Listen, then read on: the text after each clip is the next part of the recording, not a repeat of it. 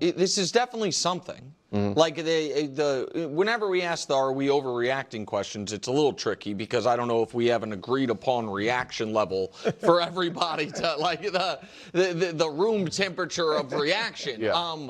But I haven't seen mass panic about this. That would be overreaction. But in a world where on this show we have said Bill Belichick not making the Hall of Fame has some impact on this game.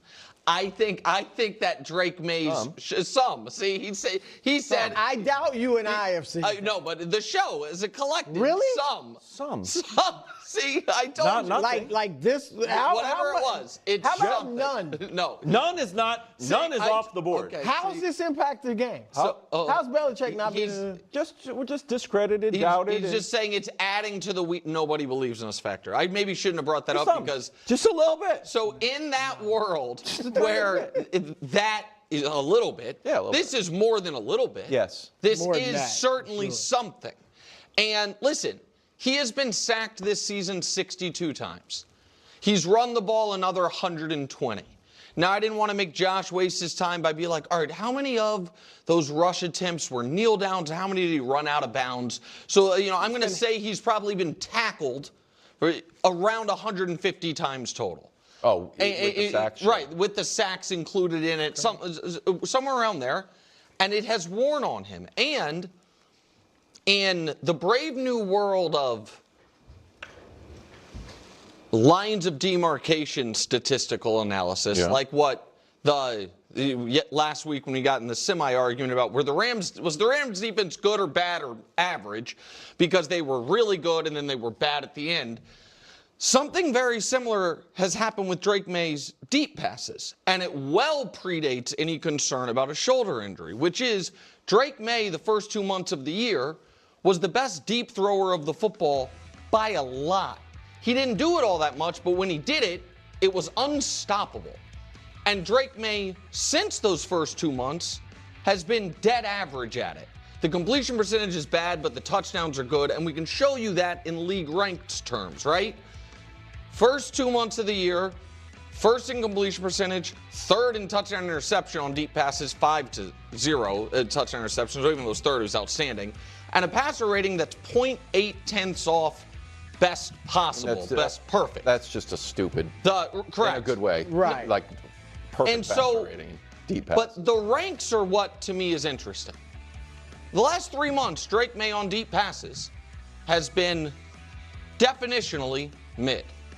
And so that was before there was any concern about his banged up shoulder. Ask you, do you think that is, and I know the playoff numbers probably drag that down. A little bit, yeah. Okay, because that's 3 out of but for whatever it's worth, one of the 4 touchdowns is the booty pass, which is in the playoffs. So but you think it's related to a shoulder? No, what I'm saying is he already had for a couple months come back down to earth on what was a remarkable deep pass heater that he was on to start the year.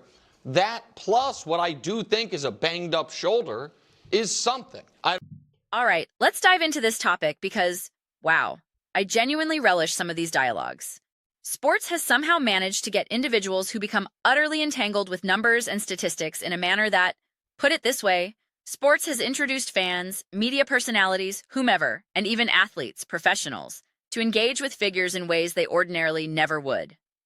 If you didn't watch football, if you weren't a sports enthusiast, you wouldn't be out in your daily life stating, hey, did you know that in the month of September, on average, 40% of individuals who visited the grocery store were aged between 18 and 45? But actually, from November into December, that percentage actually declines to 20%. And the vast majority, 74.3% of people, are actually 55 and older who go to the grocery store. Now, what's truly fascinating is due to traffic patterns. Like, you're never living your existence that way. But in sports, we do. We delineate these arbitrary boundaries, and we believe we comprehend their significance, or how they are logical. And it's simply, it's just laughter. It's such a more deceptive creature than that, my friends. It truly is. Because if you interpret matters like this too earnestly, You could be like, oh my goodness, well, what's occurring? First, you must comprehend that for nearly all data concerning football players, for all athletes for that matter, you are going to observe distributions similar to this, all right? Because nothing is perpetually constant at 100%.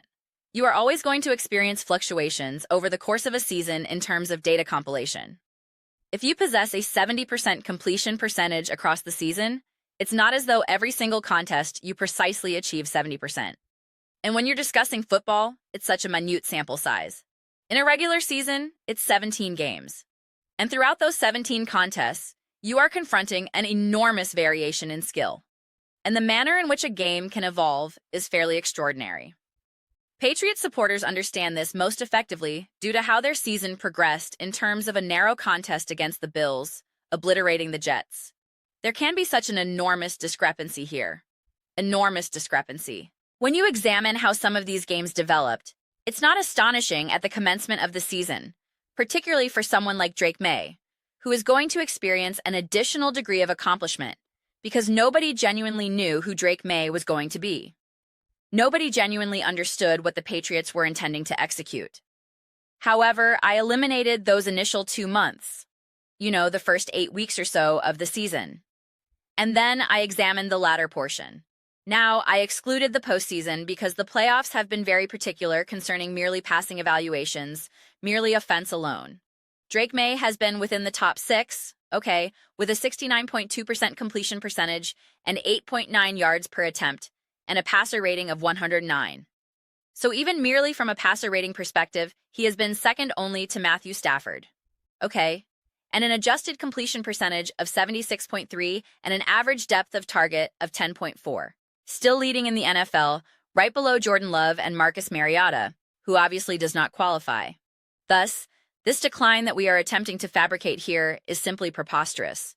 And here is what is not inherently equitable when you scrutinize some of these types of analyses. Because in the second half of the season, Jameis Winston apparently is the most elite deep ball passer, in the NFL. Matthew Stafford declines. Drake Maye declines. Dak Prescott, like all these quarterbacks who were exceptionally proficient at the beginning of the season. Sam Darnold. That's what everyone continued asserting about Sam Darnold.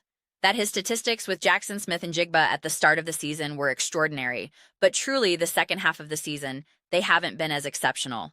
And it's like, yes, Drake Maye is adhering to that identical pattern, just like everyone else. Because again, if we examine the second half of the quarterbacks who were technically the highest rated, the highest rated deep ball passers, you'll observe some intriguing names there. Jared Goff, Jackson Dart, Jameis Winston. Therefore, truly, it's somewhat insignificant to me. And this is where statistical distribution is going to be so intriguing because you compete against the Falcons, and the Falcons possess a formidable defense. I mean, the Falcons were a highly inconsistent squad. Make no mistake about it. But, they were an inconsistent team, yet this was a challenging close contest against the Buccaneers. A challenging close contest before the Buccaneers genuinely disintegrated. The Patriots-Jets game. That was an intriguing game because the Jets are not proficient by any interpretation, but I recall observing Drake Maye perform, and he was phenomenal in that contest. Some of the types of throws he was executing, any of the Josh Allen comparisons to me were like, yep, that is completely logical. And then again, you proceed through the course of these games where whether the deep ball statistics or the passing statistics or this or that exhibit, any of it becomes so irrelevant because I witnessed elite performance.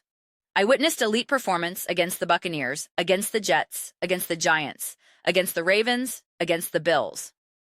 Even in a contest where they were defeated 35-31, I observed phenomenal quarterback play by Drake Maye. And then again, naturally, now you have a collection of these, inconsequential games against the Jets where you conquer them 42-10, and the Patriots, the Dolphins 38-10. And so it's merely like these types of boundaries that we delineate, quite frankly, signify nothing to me. And then in the postseason, we can even perceive how much they diminish something like this, because as I demonstrated to you previously, the completion percentage is 41%, which is entirely within the typical range, by the way. Usually, you will observe somewhere between like high 30s snorts to approximately the 40s or so as a deep ball completion percentage.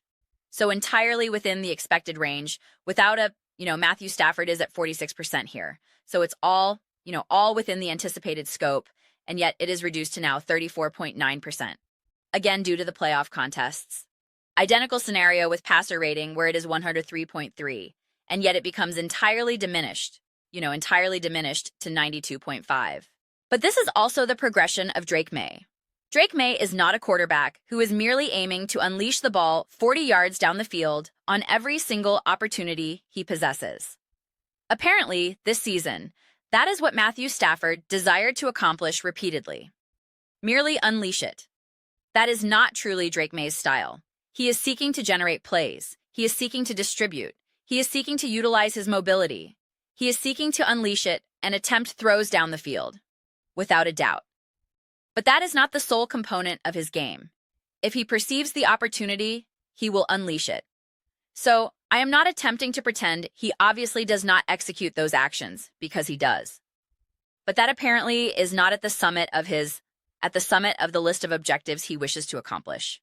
He also became very effective as the season progressed in accepting what the defense is permitting him, accepting what the game is providing him, permitting the game to approach him, utilizing the checkdowns, like he evolved into a more, I'd say, balanced quarterback in that respect.